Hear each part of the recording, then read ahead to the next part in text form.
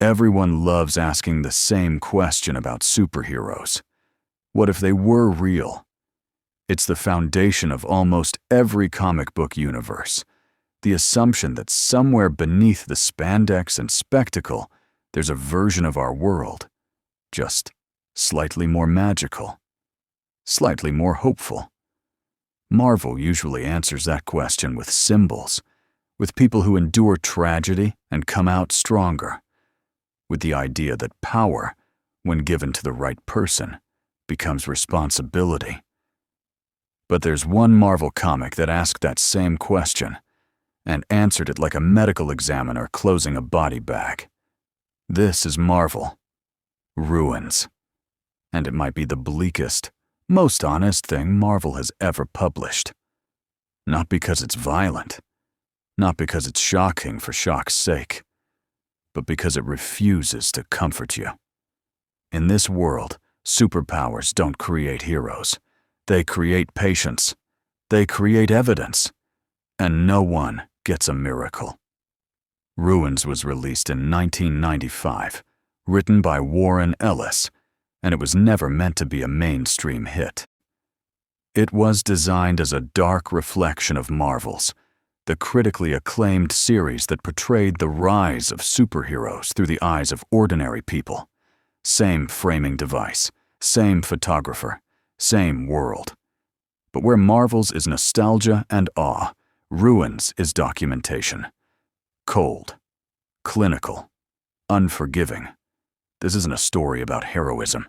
It's a story about what happens when fantasy collides with reality, and reality doesn't blink.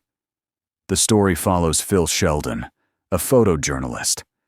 In Marvel's, Phil witnesses gods walking among men. In Ruins, he witnesses what's left behind. He doesn't chase legends. He visits hospitals, government facilities, crime scenes no one wants photographed. And everywhere he goes, the message is the same. The human body was never meant to survive this. Take Bruce Banner. In the traditional Marvel universe, gamma radiation transforms Banner into the Hulk, an unstoppable force of rage and muscle, a walking paradox of destruction and protection. But in Ruins, gamma radiation behaves like gamma radiation. Banner is reduced to a grotesque, swollen mass of tumors and necrotic flesh. He's alive, technically, but barely. He's in constant agony.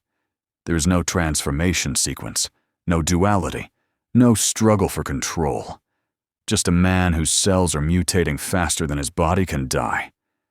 This moment is crucial, because Ruins establishes immediately that the universe isn't cruel.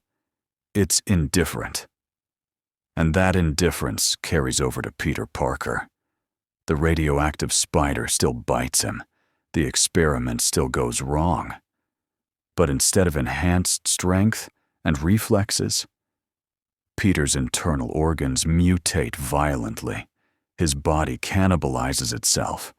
He doesn't swing between buildings. He doesn't learn responsibility. He dies scared, confused, and alone. His body treated like a failed experiment, rather than a lost hero. No one writes about him. No one remembers him. Because in this world, accidents don't become legends. They become statistics. The Fantastic Four are next. Their space mission still exposes them to cosmic radiation, but realism refuses to soften the blow. Reed Richards survives, but his mind fractures under the weight of guilt and obsession. He doesn't stretch, he breaks. Sue Storm loses her sight, not temporarily, not heroically. Johnny Storm doesn't flame on, he burns, uncontrollably, fatally. Victor Von Doom becomes something stone-like, yes, but not powerful, not durable, just malformed, trapped in a body that hurts to exist in. They aren't pioneers of a new age. They're evidence of reckless ambition. And then there are the mutants. In mainstream Marvel, mutants represent evolution, diversity, and the fear of the unknown. In Ruins, The X gene is a biological catastrophe. Mutations cause seizures, uncontrollable growths, organs forming where they shouldn't exist. People aren't trained at schools for the gifted. They're locked away, hidden, studied. Not because they're villains, but because they're inconvenient to explain. Phil Sheldon documents all of this, photo after photo, room after room, and slowly, something becomes clear. There is no grand conspiracy pulling the strings, no mastermind, no villain monologuing in the shadows. This world isn't broken because of evil. It's broken because no one knew what they were doing, and no one stopped. That's what makes Ruins so deeply uncomfortable. There's no catharsis, no final battle, no moment where hope triumphs.